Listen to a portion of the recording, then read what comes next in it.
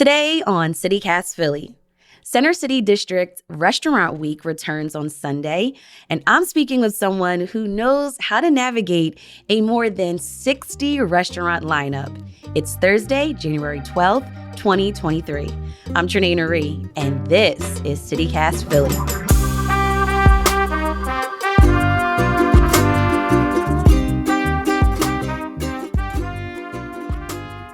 Cass Foley, you run the Instagram account Cass and the City that explores food and culture in Philly. For those who are new to the city, can you help them understand what a restaurant week actually looks like in our city? So Restaurant Week is an extremely popular time to explore basically all of the dining options that we have in Philly. So I feel like it's always broken down in different pockets of neighborhoods. So what's up next is Center City Restaurant Week. So that means there's going to be restaurants specifically then in that area that you can enjoy fantastic, special, curated menus at an even greater price point, and enjoy them throughout that specific week. Right, and that's important. Yes, it's like you are getting to dine, but like you already know exactly what you're going to spend because you know ahead of time what the set price is, what the set menu is, and what your options are to enjoy at that restaurant if you're going to participate in Restaurant Week. One thing we have to definitely mention about restaurant weeks is the price point. Can you explain how that works? Yes, so typically each restaurant will offer a different course menu. It depends on if you're going for lunch or dinner. So there is different price points. Lunch is a little bit cheaper of a price point than dinner. I believe most of them are around $40 for dinner. And you're going to be able to choose from a starter, a main, and a dessert. So if you think about it these days, especially with the way that inflation has been taking over, especially the restaurant industry, that's a great deal. Now, Kaz, you've been to so many restaurants in our city. What does it take for a restaurant to really get you excited? For me, it's all about the overall experience, if that makes sense. So like I'm talking about great service, great food, and a great ambiance too. I feel like the ambiance is everything because in the pandemic, people aren't looking to just go and get just food. You know, if you want to just go get food, you can go to McDonald's. They're looking for a whole experience. So when you're greeted at the door, to your servers being kind to you and taking care of you, to having fantastic food that you're serving to them, and then of course having like a pleasant environment to enjoy it in. For sure. But Cass, how do we actually navigate over 60, that's 60 restaurants downtown? It could be overwhelming, right? There is so many options to choose from for Restaurant Week. And I feel like if you don't know where to start, first look at the options that you have because all of them have different menus when it comes to Restaurant Week. It's not like you're just going to the restaurant and getting to choose from their entire menu. So if you've heard of the restaurant and you're like, oh, I've always wanted to eat there, make sure that you actually check ahead and that you recognize the items on the Restaurant Week menu are something that you actually want to enjoy. Okay, so let's break down some of the restaurants, starting with maybe a pick for the most underrated. Yes, so my recommendations for Restaurant Week is to really then go for the underdog restaurants. So I really love like 20 Manning. 20 Manning is located in the Rittenhouse area, and it is such a hidden gem. I feel like it's the like next thing to Zahab, which is so popular in this city, but nobody goes to 20 Manning. What kind of food do you get at 20 Manning? 20 Manning is like more Mediterranean style, if that makes sense. So like when I go, I don't know if it's on the Restaurant Week menu, but I love their brisket hummus. I know that sounds disgusting. Brisket and hummus. Never had that. I'll definitely try it. They have so many hummuses to choose from. And then their portions are just very hearty portions. And it's also like a super cute, like aesthetic inside. Like they deserve more credit. So I love them. I love Bar Rosa. That's great Italian food. And I feel like they are so like just missed in the mix. They're right in Center City, but the food is fantastic. And they also have tons of seating. So I feel like that's a great option if you're looking for maybe if you have a group of 4, something like that. And then definitely Veda, I think that's how you pronounce it. It's Veda, not Vita, even though it's spelled Veda, which can be confusing.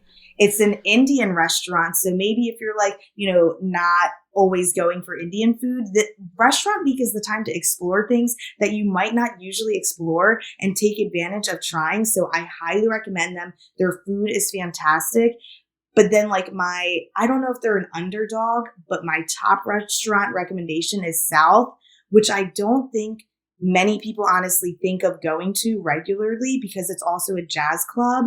But the food is out of this world. You are not going to find better high quality soul food in the city than at South. And then also an experience if you do choose to sit in the jazz club. I love it. And I also love live music, so I'm definitely going to try that out. But if you do try to take advantage of South's live music, you need to make sure that you book your reservation accordingly, because if you just book a regular restaurant reservation at South, it's not going to directly book you in their jazz club. It is an extra fee. So make sure that when you're booking your reservation for that venue specifically, that you make sure you book it accordingly to where you want to sit. And if that is something that you want to enjoy, that you make your reservation in the jazz club. Okay, Cass, where can people go if they're looking for an intimate spot for date night?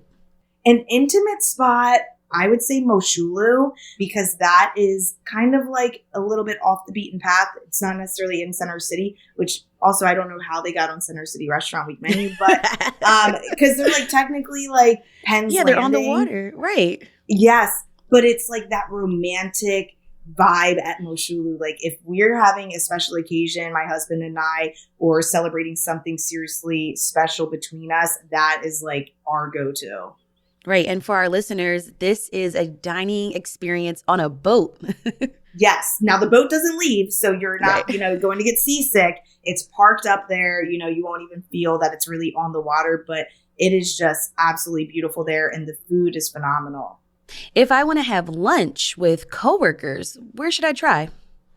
Lunch with coworkers. I'm not plant-based. I'm not vegetarian. I'm not vegan, but I love Barbuzzo in Rittenhouse. Their food, and like I said, I'm not vegetarian.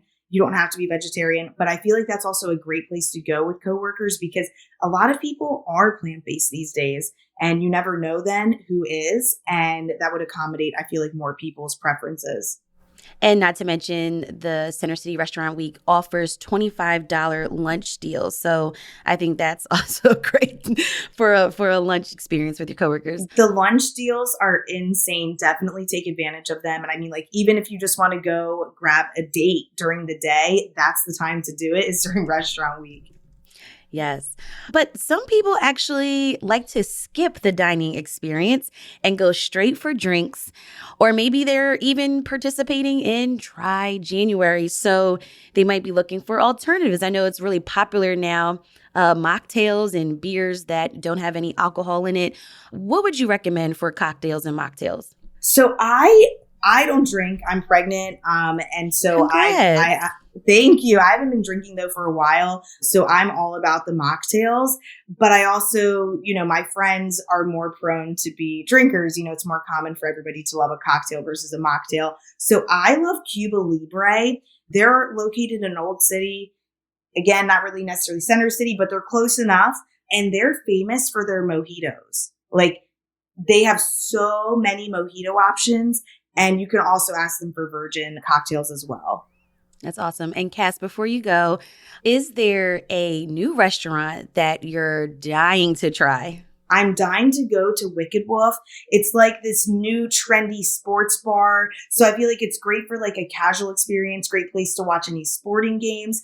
And they're in what used to be the Sugar Factory, Philly, which was only open for less than a year, but it was gorgeous inside. So I'm dying to see what Wicked Wolf did with the place. And I hear it's super popular already. So I definitely want to check them out. They look like they would fit into Philly well with the sports scene.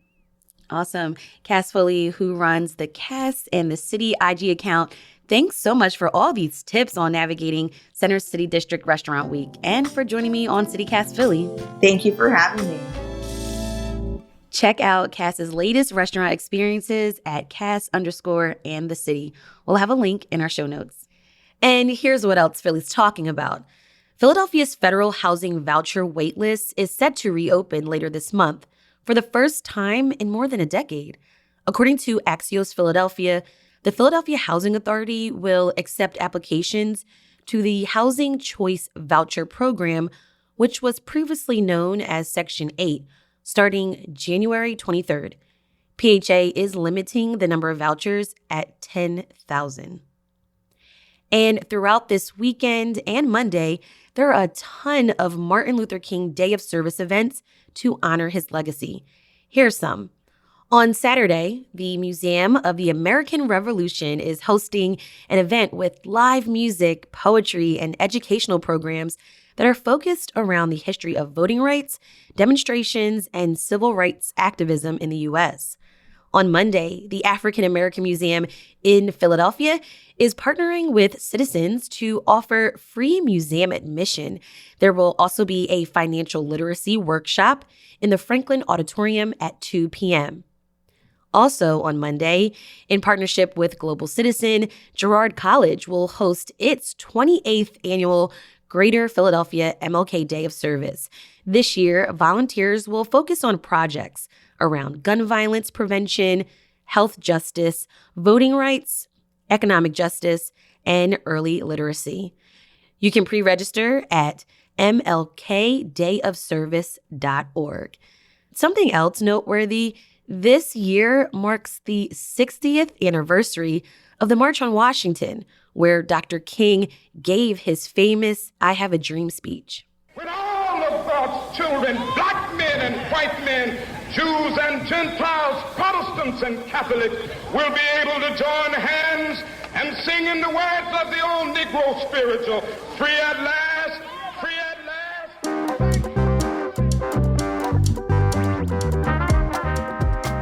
That's all for today here on CityCast Philly.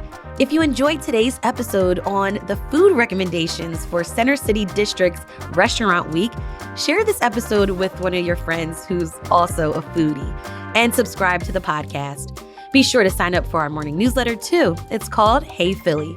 We'll be back tomorrow morning with more news from around the city. Bye.